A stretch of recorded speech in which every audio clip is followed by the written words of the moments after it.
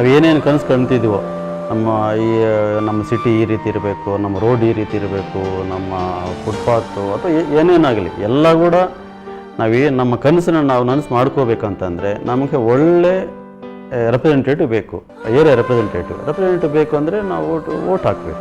ಗ್ರಾಮ ಪಂಚಾಯಿತಿ, ತಾಲೂಕ್ ಪಂಚಾಯಿತಿ, ಜಿಲ್ಲಾ ಪಂಚಾಯಿತಿ, ರಾಜ್ಯ ವಿಧಾನಸಭೆ, ವಿಧಾನ ಪರಿಷತ್ತು, ಲೋಕಸಭೆ, ರಾಜ್ಯಸಭೆ ಅಂತ ಪದೇ ಪದೇ ಎಲೆಕ್ಷನ್ಸ್ ಬರ್ತಾನೆ ಇರುತ್ತೆ. 5 ವರ್ಷಕ್ಕೊಮ್ಮೆ ಚುನಾವಣೆ ನಡೆಯುತ್ತೆ ಅಂತ ಪುಸ್ತಕದಲ್ಲಿದೆ ಅಷ್ಟೇ. ಆದರೆ ನಮ್ಮಲ್ಲಿ 2 ವರ್ಷಕ್ಕೋ 3 ವರ್ಷಕ್ಕೋ ಚುನಾವಣೆಗಳು ಬರ್ತಾನೆ ಇವೆ. ಇಷ್ಟೆಲ್ಲ ಚುನಾವಣೆಗಳಿಗೋಸ್ಕರ ಎಷ್ಟೊಂದು ಹಣ ಖರ್ಚಾಗುತ್ತೆ ಅಂತ ನಾವು ವಿಚಾರ ಮಾಡಿದ್ದೀವಾ? ಇಲೆಕ್ಷನ್ಗಿಂತ ಮೊದಲು ಸಿದ್ಧಾಂತ ಅದು ಇದು ಅಂತ ಜಗಳಾಡ್ಕೊಂಡು ಬೈದಾಡಿಕೊಂಡಿದ್ದ 2 ರಾಜಕೀಯ ಪಕ್ಷಗಳು ಕೇವಲ ಅಧಿಕಾರಕ್ಕಾಗಿ ಸಮ್ಮಿಶ್ರ ಸರ್ಕಾರ ರಚನೆ ಮಾಡ್ಕೋತಾವೆ, ಮತ್ತೆ ಜಗಳಾಡ್ತಾರೆ, ಪರಿಣಾಮ ಸರ್ಕಾರ ಬೆಳೆಸ್ತಾರೆ, ಮುಂದೆ ಮತ್ತೆ ಎಲೆಕ್ಷನ್ಗೆ ಹೋಗ್ತಾರೆ.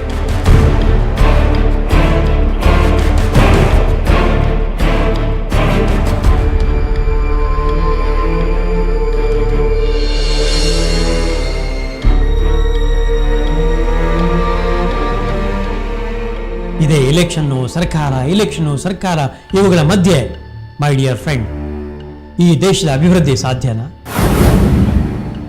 ಪ್ರಜಾಪ್ರಭುತ್ವದ ರಕ್ಷಣೆ ಸಾಧ್ಯನಾ? ಸ್ನೇಹಿತರೆ, ಇಲೆಕ್ಷನ್ ಬಂತು ಅಂದ್ರೆ ಖುಷಿ ಪಡುವ ಒಂದು ವರ್ಗ ಕೂಡ ನಮ್ಮಲ್ಲಿದೆ.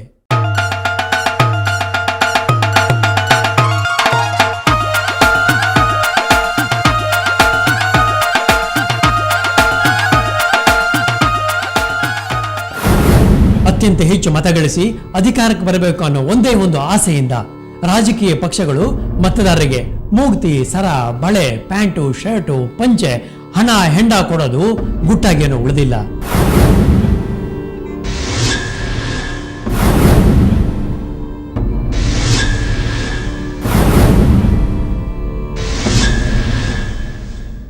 ಬಟ್ ಅವರು ಕೊಡೋದನ್ನೆಲ್ಲ ನಾವು ತಗೊಂಡು ನಾವು ಹಾಕುವ ಮತದ ಮೂಲಕ ಎಂಥ ಭ್ರಷ್ಟ ವ್ಯವಸ್ಥೆಯನ್ನ ಸೃಷ್ಟಿ ಮಾಡ್ತೇವೆ ಅನ್ನೋ ವಿವೇಚನೆ ನಮಗಿದೆಯಾ?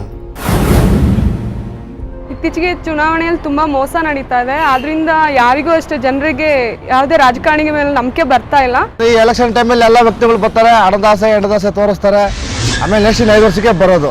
ಆದ್ರಿಂದ ಎಲ್ಲರೂ ಅಷ್ಟೇ ತಮ್ಮ ಮತವನ್ನ ಅಮೂಲ್ಯವಾಗಿ ಬಳಸ್ಕೊಂಡು ಯಾವುದೇ ಒಂದು ಹೆಂಡಾಗ್ಲಿ ಮದ್ಯಕ್ಕಾಗ್ಲಿ ಒಳಪಡದೆ ನೀವು ನಿಮ್ಮ ಅಧಿಕಾರನ ಒಳ್ಳೆ ರೀತಿಯಲ್ಲಿ ಉಪಯೋಗಿಸ್ಕೋಬೇಕು ಅಂತ ಕೇಳ್ತಿದ್ದೀನಿ. ಎಲ್ಲರೂ ಅಷ್ಟೇ ನೋಟ್ ತಗೊಂಡು ಓಟ್ ಹಾಕ್ಬೇಡಿ ಅಂತ ಕೇಳ್ಕೊಳ್ತೀನಿ. ಸ್ನೇಹಿತರೆ, ನಾವು ಮತ ಹಾಕಬೇಕು ಅಂತ ಮತಗಟ್ಟೆಗೆ ಹೋಗ್ತೀವಿ, ಆದರೆ ಮತಪಟ್ಟಿಯಲ್ಲಿ ನಮ್ಮ ಹೆಸರೇ ಇರೋದಿಲ್ಲ. ತಲೆತಲಾಂತರಗಳಿಂದ 100 ವರ್ಷಗಳಿಂದ ನಾವು ಇದೇ ಊರಲ್ಲಿದ್ದವರು. ಹಿಂದಿನ ಚುನಾವಣೆಗಳಲ್ಲಿ ಮತ ಹಾಕಿದ್ದೇವೆ, ಆದರೂ ಕೂಡ ಈ ವರ್ಷ ಈ ಚುನಾವಣೆಯಲ್ಲಿ ಮತ ಹಾಕೋದಕ್ಕೆ ಮತಪಟ್ಟಿಯಲ್ಲಿ ನಮ್ಮ ಹೆಸರೇ ಇಲ್ಲ. ಎಷ್ಟು ಆಶ್ಚರ್ಯ ಅಲ್ವಾ? ನಾವು ಮತ ಹಾಕೋದಕ್ಕೆ ಮತಗಟ್ಟೆಗೆ ಹೋಗ್ತೀವಿ, ಆದರೆ ಅಷ್ಟೊತ್ತಿಗಾಗಲೇ ನಮ್ಮ ಮತವನ್ನು ಬೇರೆ ಯಾರೋ ಹಾಕಿರ್ತಾರೆ. ಹೇಗಿದೆ ನೋಡಿ ನಮ್ಮ ಚುನಾವಣೆಗಳು ನಡೆಯೋ ವ್ಯವಸ್ಥೆ, ನಮ್ಮ ಪರಿಸ್ಥಿತಿ.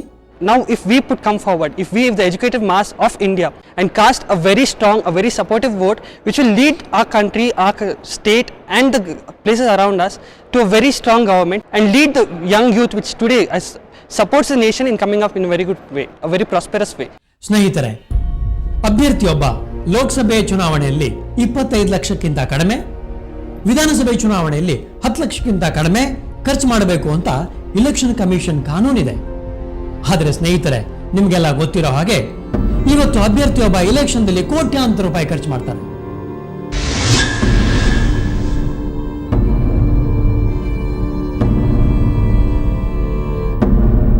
ಕೋಟ್ಯಾಂತರ ರೂಪಾಯಿ ಖರ್ಚು ಮಾಡಿ ಗೆದ್ದು ಬಂದ ಅಭ್ಯರ್ಥಿ ಜನಸೇವೆ ಮಾಡ್ತಾರೋ ಅಥವಾ ತಾನು ಖರ್ಚು ಮಾಡಿದ ಹಣಕ್ಕೆ ಬಡ್ಡಿ ಸಮೇತ ಗಳಿಸೋವತ್ತ ಯೋಚನೆ ಮಾಡ್ತಾರೋ, ಮುಂದಿನ ಎಲೆಕ್ಷನ್ ನಲ್ಲಿ ಖರ್ಚು ಮಾಡೋದಕ್ಕೆ ಇನ್ನಷ್ಟು ಕೋಟಿಗಳನ್ನ ಗಳಿಸೋವತ್ತ ಪ್ರಯತ್ನ ಮಾಡ್ತಾರೋ, ಅದನ್ನ ನೀವೇ ಹೇಳಬೇಕು. When we can see people complaining that the parties and political parties are not working well, they'll have lots of complaints. But what they fail to recognize is that we are not doing our duties. Because voting is not only a right, but it is a responsibility and duty to vote. ಇದು ಆಗಿಲ್ಲ, ಅದಾಗಿಲ್ಲ, ನಮಗೆ ಸೌಕರ್ಯಗಳು ಇಲ್ಲ ಅಥವಾ infrastructure ಇಲ್ಲ ಅಂತ ಹೇಳಿ ನಾವು ಪಾಪ್ಯುಲರ್ ಗವರ್ಮೆಂಟ್ ಬಂದಿಲ್ಲ ಅಥವಾ ಮೆಜಾರಿಟಿ ಗವರ್ಮೆಂಟ್ ಬಂದಿಲ್ಲ ಅನ್ನೋದನ್ನು ನಾವು ಬ್ಲೇಮ್ ಮಾಡೋದು, ನಮ್ಮನ್ನು ನಾವು ಬ್ಲೇಮ್ ಮಾಡ್ಕೋಬೇಕು. ಒಂದು ಪ್ರಶ್ನೆ ಸ್ನೇಹಿತರೆ, ಇಂಥ ಪರಿಸ್ಥಿತಿಯಲ್ಲಿ ಶ್ರೀಮಂತ ಅಲ್ಲದೊಬ್ಬ ವ್ಯಕ್ತಿ ತನ್ನ ಇನ್ನಿತರ ಯಾವುದೇ ಯೋಗ್ಯತೆಯಿಂದ ಇಲೆಕ್ಷನ್ ಗೆದ್ದು ಬರೋದು ಸಾಧ್ಯನಾ? ಅದಕ್ಕೆ ಹೇಳ್ತೀನಿ, ಮತ ಹಾಕದೇ ಇರೋದು ಎಷ್ಟು ದೊಡ್ಡ ಅಪರಾಧವೋ, ಒಬ್ಬ ಅಯೋಗ್ಯ ವ್ಯಕ್ತಿಗೆ ಮತ ಹಾಕೋದು ಕೂಡ ಅಷ್ಟೇ ದೊಡ್ಡ ಅಪರಾಧ. From past all these years, what we are doing, friends, is we are just only blaming our politicians for not doing that work. They're not doing this. They're not that, like our ancestors what they did. But let come out of all this and we start electing our own people who really works for us. Because they are our representatives who will rule us. So we have to think the right person. We have to select a wise government.